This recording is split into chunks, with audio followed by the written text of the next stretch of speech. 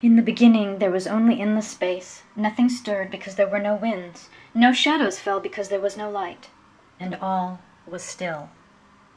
Only Tawa, the sun spirit, existed along with lesser gods. He regretted this and gathered the elements of endless space and put some of his own substance into them. And in this way he created the first world. There were no people, only insect-like creatures who lived in a dark, deep cave in the earth. Tawa was disappointed. These creatures do not understand the meaning of life. So he called his messenger, Spider-Woman, and told her to prepare the creatures for a change. She said to them, "Prepare to leave this place to enter the second world." And she led them on their journey, taking them to another great cave that lay above the first one. The journey was long, and between the time they began and the time they finished, Tawa changed them into other creatures. They were animals that somewhat resembled dogs and coyotes and bears, and there was fur on their bodies. Their fingers were webbed, and they had tails. Even so, they were happy for a while, but because they lacked understanding, they grew bitter and warred upon each other, even eating each other. So Tawa created the third world, where their bodies changed again. And again he sent Spider-Woman, and she said to them, "Now you are no longer merely creatures, you are people. Tawa has given you this place so you may live in harmony and forget all evil. Do not injure one another. Tawa created you out of endless space. Try to understand the meaning of things." So the people made villages and planted corn.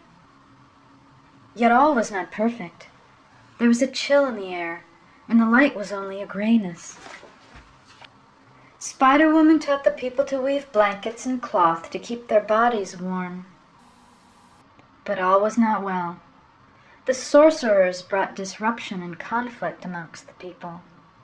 They turned the people's minds from virtuous things.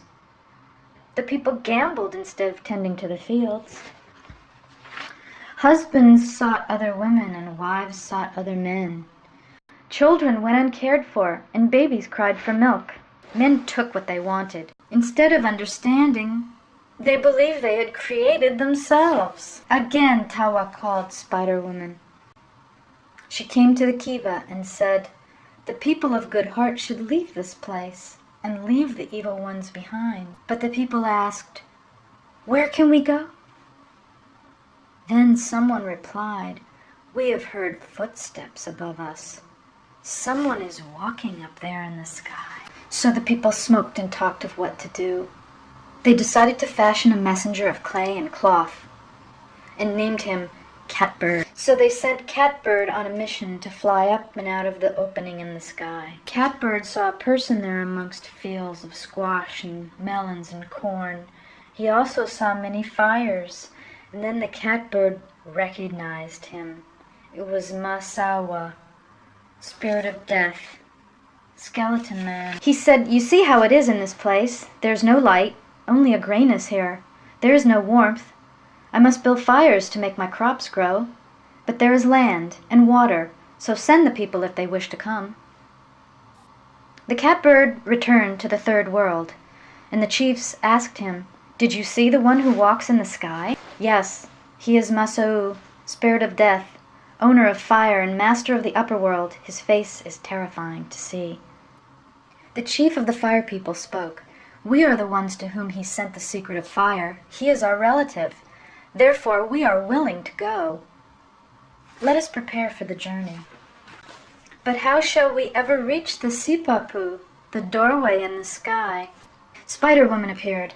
"I will help you pass the Sipapu." So Spider-Woman helped them plant a bamboo, and the people sang and made it grow tall. Each time they stopped to catch their breath, the growing stopped and a joint formed on the bamboo stalk. Spider-Woman called out, "It is done. The road to the upper world is finished." Again, Spider-Woman said that the people of good heart will ascend to the fourth world and leave the evil ones behind. Two sisters, the twins, who were the first humans created, remarked that there was no sun and the people would not thrive. So they created the sun from white shell, turquoise, red stone, and abalone shell. Now the sun would make the crops grow, not Masau's spires. Finally, the people emerged.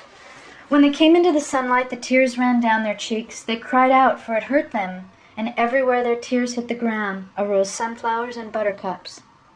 Then Spider-Woman said, "Remember the Sipapu, for you will not see it again. You will go on a long migration.